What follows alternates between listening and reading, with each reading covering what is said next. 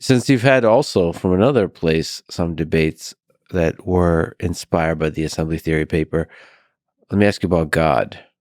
Is there any room for notions of God in assembly theory?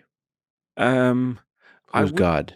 yeah, I don't know what God is. I mean, so God exists in our minds, created by selection. So the human beings have created the concept of God in the same way that human beings have created the concept of superintelligence. Sure, but does it mean, does it not?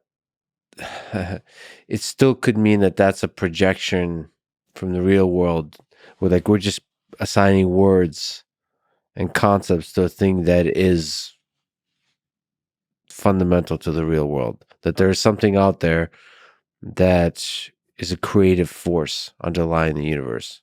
I think the universe, there is a creative force in the universe, but I don't think it's sentient. I mean, I think so I do not understand the universe. So who am I to say, you know,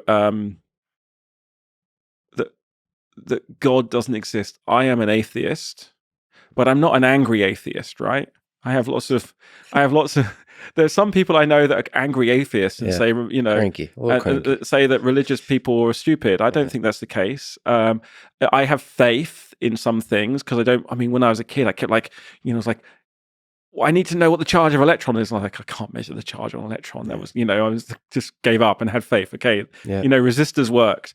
So when it comes to, I want to know why the universe is growing in the future and what humanity is going to become.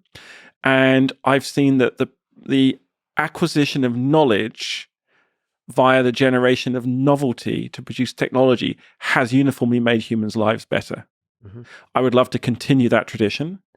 And you said that there's that creative force. Do you think, just to think on that point, do you think there's a creative force? Like, is there like a thing, like a driver that's creating stuff? Yeah, I think that. And where? What is it? Can you describe it like mathematically? Well, I think selection. Selection is the force. Selection is the force in the universe that creates novelty. So is selection somehow fundamental? Like what? Yeah. What? Yeah, I think persistence of objects that could decay into nothing through operations that maintain that structure. I mean, think about it. If it's amazing that things exist at all, that we're just not a big combinatorial mess. Yes. So the fact that exist, and a thing that exists persists in time. Yeah. Let's think. Maybe the universe is actually in the present. Everything that can exist in the present does exist.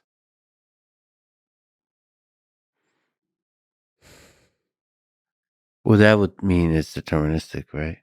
No, I think the universe so the universe started super small. The past was deterministic. There wasn't much going on. And it was able to mine. And so that the process, is somehow generating, the universe is basically, I'm trying to put this into words. Did you just say there's no free will, though?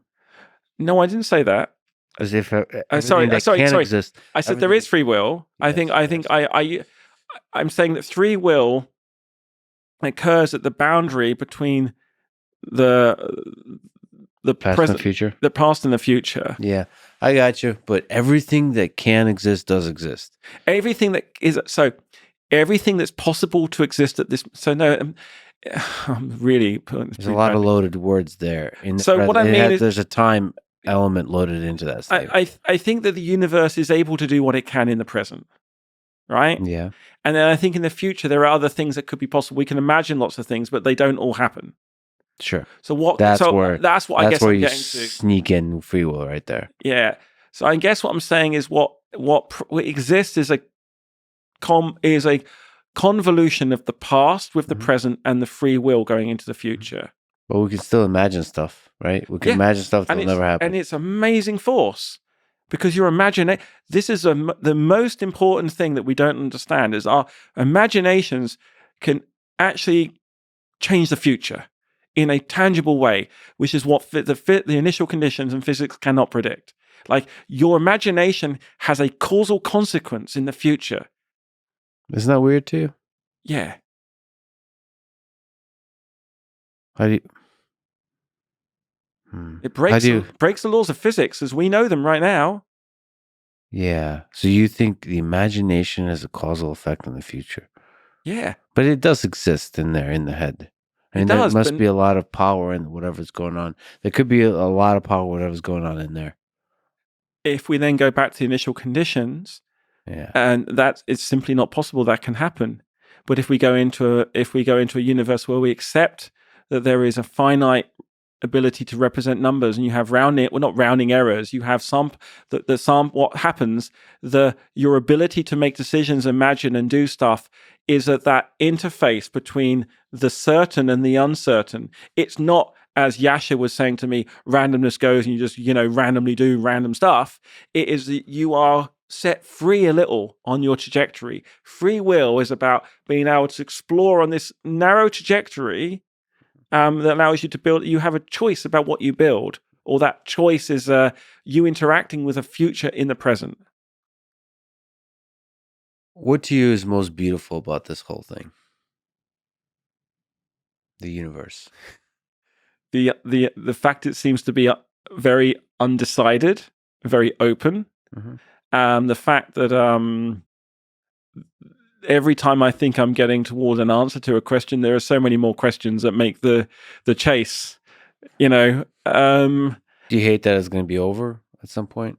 For No, you? well, for me, I don't. So I think if you think about it, is it over for Newton now? Newton has had causal consequences in the future. We discuss him all the time. His ideas, but not the person. The person just had a lot of causal power when he was alive. But oh my God, one of the things I want to do is leave as many Easter eggs in the future when I'm gone to go, oh, that's cool. Would you be very upset if somebody made a good large language model that's fine tuned to Lee Cronin? It would be quite boring because I'm No novelty generation. if it's a faithful representation of what I've done in my life, that's great. That's an interesting artifact. But I think the most interesting thing about knowing each other is we don't know what we're going to do next. Sure. I mean, within some constraints, I've got, I can predict some things about you can predict some things about me, but we can't predict everything. Everything. And it's because we can't predict everything is why we're excited to come back and discuss and see. It's so yeah. I'm kind of I'm happy that it'll be interesting that some things that I've done can be captured, but I'm pretty sure that my angle on mining novelty from the future will not be captured. Yeah. So that's what life is. It's just some novelty generation, and then you're done.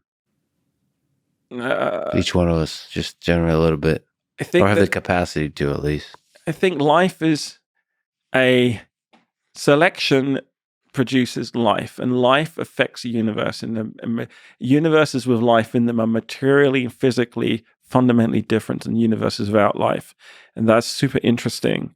And I have no beginnings of understanding. I think maybe this is like in 1,000 years there'll be a new discipline and humans will be like, yeah, of course, this is how it all works, right? And in retrospect, it will all be obvious, I think. assembly theory is obvious. That's why a lot of people got angry, right? They were like, oh my God, this is such nonsense. Yeah. And like, oh, actually it's not quite. But the writing's really bad. Well, I can't wait to see where it evolves, Lee, and I'm glad I get to exist in this universe with you. You're a fascinating human. This is always a pleasure. I hope to talk to you many more times, and I'm a huge fan of just watching you create stuff in this world. And thank you for talking today. It's a pleasure as always, Lex. Thanks for having me on.